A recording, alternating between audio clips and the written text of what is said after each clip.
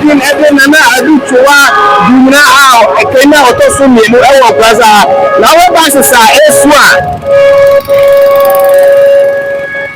so ba sesa ebe na timo se asanti ena ababaro du Nkroanza hanomo na kan Nkroanza na asanti na timo se susue bia na ntem ba sesa ebe minara ayo Otumfour Osei Tutu na mekase asante hene ne encourage anase na fanfo anase fokwa omo ewo asanti mo enene omara du hanomo omo na edeboa ama ye ba resie Nkroanza Hemaa ene ebiandi se woni pa fokwa hanomo ihe ba sesa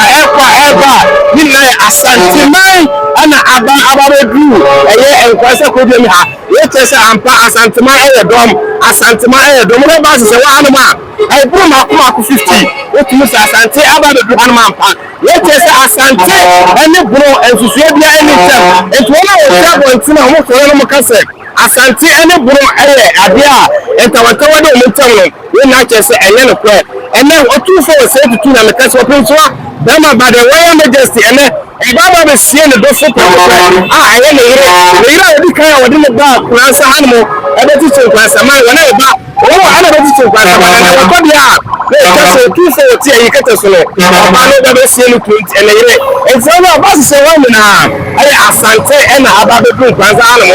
ama Nkroanza hanmo aye tubutu pa otimi sa hanmo adaje eni peso le ya ko ti mi na ebe bra me jimudi na monyi yesu ni awo set multimedia eso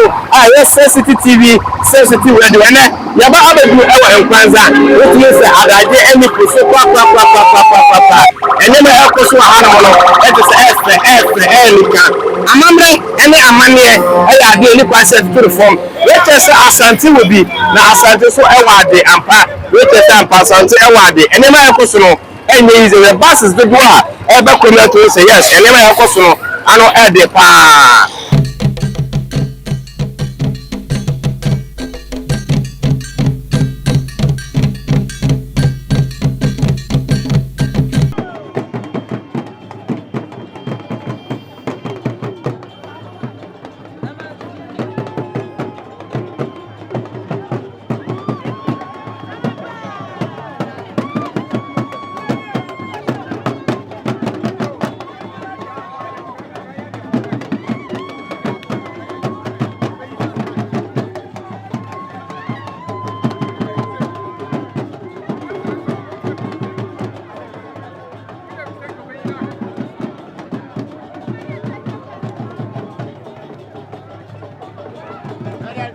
City television so ene ya bepie mo Nkroanza na ye hu se ye mamu bi abobo botuntuntuntum de ne ma bi ape ahyehye muti ye bebuso mu arekodi a sa ne mawe ne na esikire ne ye busa mu amamre ne amane de be krambo ntine mo yesa na tumi bempo ene wum anasa just for fun se omo de shekeke because of se Otumfuo ba haninti anasa ye ntira sa ne mawe na obo muti mame me ma akwaba e de ba set multimedia sensitive multimedia so ye je wo so ba che obi abokode adum krayo na mame e de na wode ahye wuti a wo wi we de nya bono ya ye nana ya na Adutwumwaa Kani mrosa na ye na yegusua ye enam wo hwe de we anipa sie ba ne Otumfour Osei Tutu na eba kokofu ni bari ma de hye ye nom ye nso ya mamre ni ye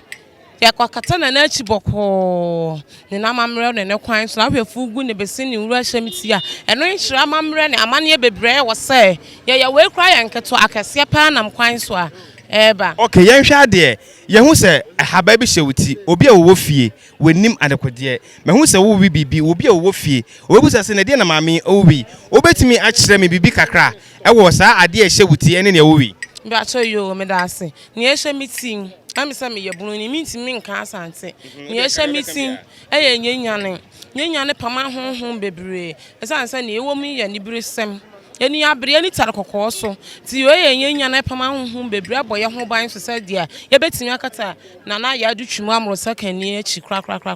ye wo manum ye bese na edu ba bi a ntasufufo wo obi anum se gyan na yate kokko ti uhunu manum ya na wo manum so ye kokko ti ni nyina aka manne eni amamra e won Nkroanza kokko fu ne kranse so bari mu nya enso ye wo mu no okay say na we see eka no ansa na ebekọ no bebusa say ade ade ntina ese ke nim se ke mema na mo yesa de we na mum yo bade ntina ma wo ye me ye babunu me ye de barim de hye kronkron ntia wo say esie na ye Adutwumwaa Kani mrosa na wo say kata na chi kura amamre na amane ye kwan so ne yegusu a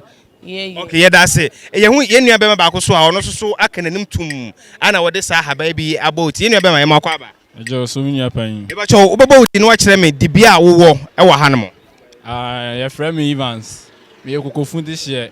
na ye so ye de amamre ni say ye twadura di kata Hemaa na chi kura say owo bia anya dan ema bio okay na tuntum a wo de afefa wanimi ene haba ye da wo de abawoti e de na kire ban no de ye kire say so betima ye kokwo Hemaa funu de so de showuti say bia Hemaa no ye ko kata na chi a wa na wo so anya dan wa nko wo kra chi okay so yemfa ne semi a me free Nkroanza Kroadwam hayi me pese me kohwe Hemaa efuna me ese me bo we ni bi anase metima kosa we ne we betimi akosa okay ye da se pa okay we mu eye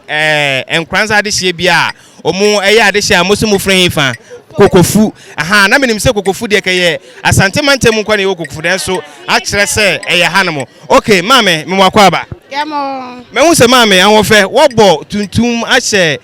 hababu otis we de ntia pa cha na ima ye no ntia okay na mpacho free Nkroanza kro mu anase wo free fa ya haya na ye wo me okay na wo ye de hye anase because of say na me de hye pa kofu de hye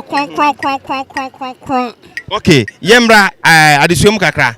we na bo oti ne e kire sei ana bese na we so kire sei ni na ye de ya mamre we na de ya ma na bese no so ye de ya mamre okay ye ma me se ahabaya e bonitin ye de ya amamre sa so na bese ye de ye amamre we na kire sei empanifo se yato bese no e kire sei eye esu wo yaw ene amane ene ewo mu ene na yen e de hye o anase ye de hye o mo wo bonomantem hanamo a eye Nkroanza ene kokofu na kanya na menim se ye wo kokofu e wo Nkroanza hanamo we kire sei bono ene asante ensusue bia eni ntam ende se wotena baabi e mo bi ka se bono ne asante entokwa o muntem anase wantwi o muntem a na eyendada ne atro ana omode ma ho ye koso atoa so de bia be hunu bia no ye ne o mo so e be kasa